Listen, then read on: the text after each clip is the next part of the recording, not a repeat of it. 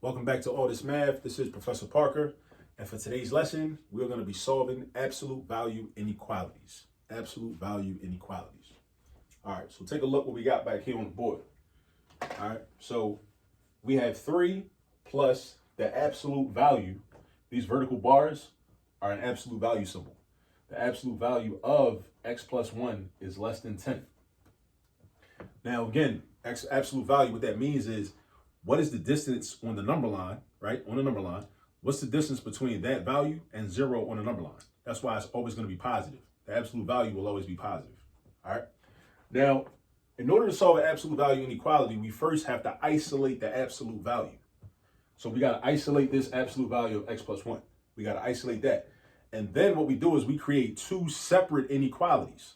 2 separate inequalities. So that's what you got to remember. That's how this is different than solving a typical inequality problem, right? That's how it's different, right? Typical inequality, we solve it like we solve an equation. We just want to isolate that variable. But when we're dealing with an absolute value, our goal is to create 2, count them, 2, not 1, but 2 inequalities. We want to create 2 inequalities.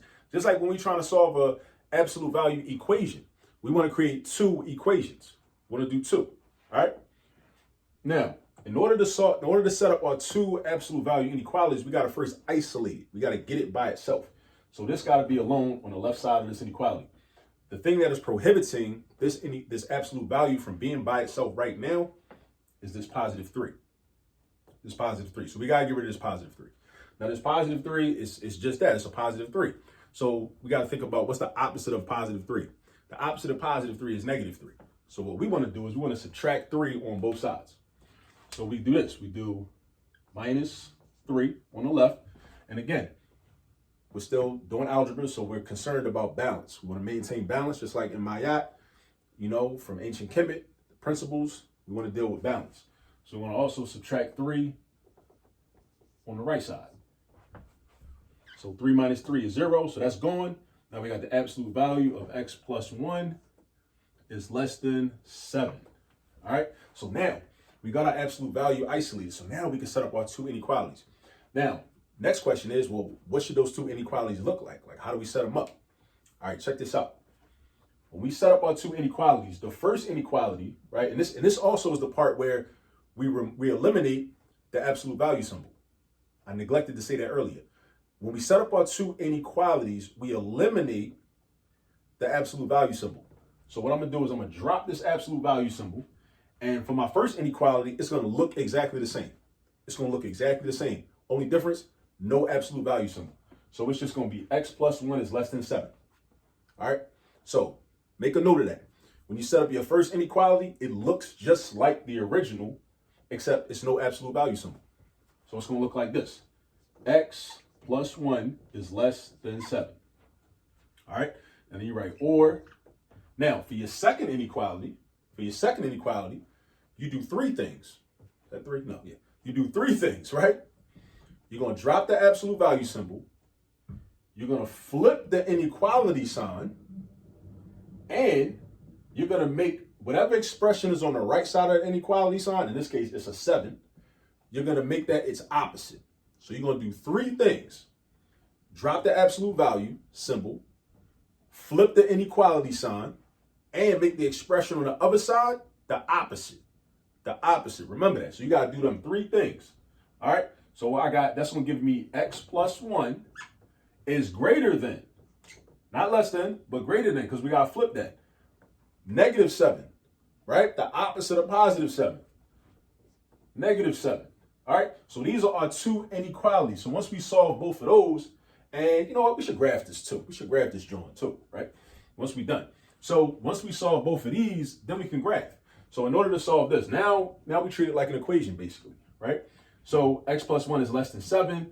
I want to isolate the x. So what I'm going to do is I'm going to subtract 1 on the left, subtract 1 on the right. Boom, boom. X is less than 6. I got x is less than 6, right? That's one of my solutions. X is less than 6. So any number less than 6 is cool. 5 is good. Matter of fact, 5.99999 is good because that's still less than 6. 1, 2, 3, 4, 0, any negative number is cool.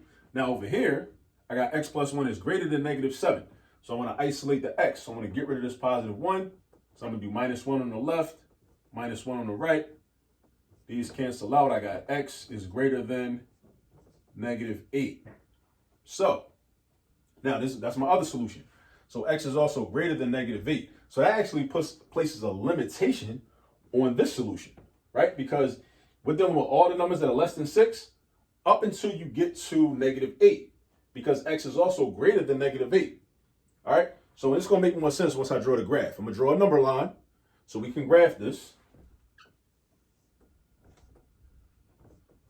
So do that. Now this is what's going to happen, right? I don't have enough spaces actually to show all the spaces in between positive 6 and negative 8. So we're going to just estimate. We're going to approximate, or we're going to basically play pretend. We're going to pretend that negative 8 is right here and positive 6 is right here. All right. So here we go. X is less than 6. Now, question is, when I draw a circle on 6, should the circle be empty like that, or should it be shaded in? It should be empty because x is not equal to 6. X is not equal to 6. If x was equal to 6, then it would be shaded in, but it's not. And then when I draw my circle at negative 8, because these two are called boundary points. That's an important math vocabulary term. Boundary points. The positive 6 and the negative 8, those are boundary points. So I'm going to draw a circle on here too. And again, it should be an empty circle because x is not equal to negative 8. X is just greater than negative 8.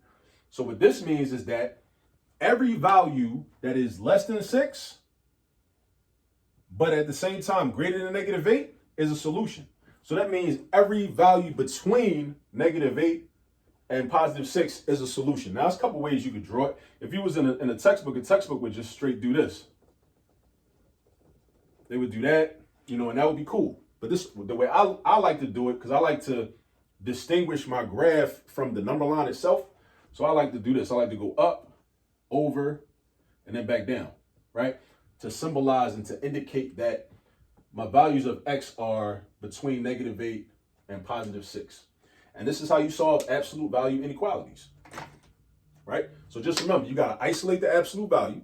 That's step one. And then you got to create your two separate inequalities, right? One of your inequalities looks just as the original one does, right? Just with no absolute value symbol on it. The other inequality looks like three things change. You drop the absolute value symbol like you did in the first inequality. You flip the inequality sign, and you change the sign of the expression on the other side of the inequality sign. All right? And matter of fact, let's do this. We could check our work. So pick any value between negative 8 and positive 6. Let's say 0. 0 is always easy to work with, right? So, and 0 is in between negative 8 and positive 6. So plug 0 in. I got in the original inequality, I got 0 plus 1. That's 1. Then I take the absolute value of 1, which is still 1, not negative 1, right? You only take the opposite when it starts out as a negative, because absolute values always end up being positive. Positives stay positive, negatives become positive, right? So that's 1, and then 3 plus 1 is 4, and 4 is less than 10, right? It doesn't have to equal 10, right? 4, in this case, 4 is less than 10. That's true. 4 is less than 10. That's a true statement. So we validated that. We validated the truth. So this is a true answer. This is correct, and we good. So again, if you haven't subscribed to the YouTube channel, please go ahead and subscribe to the channel. Like this video if you feel it was helpful. Share this video. Tell somebody else about it. Oh, I forgot to give a shout out to the ancestor, Nat Turner, right? Nat Turner Day in August. August of every year, we should recognize Nat Turner. Actually, we should recognize Nat Turner every month of the year, every day of the year, for real. But especially during Black August, we should recognize Nat Turner, as a matter of fact. That's when I got this t-shirt some years back. You know what I mean? Also, follow us on Instagram at All This Math, at the All This Math page on Instagram. We will be putting content on the Instagram page in addition to having it on the YouTube channel as well. And that's about it. So just remember, in order for you to master this, what you want to do, you got to practice. Do a bunch of problems. So go do at least 20 problems so you can become proficient and then master this skill. So you'll be able to say that in algebra, I know how to solve absolute value inequalities. All right. And as I always say, thank you for tuning in. And remember, there's all this math all around you. Peace.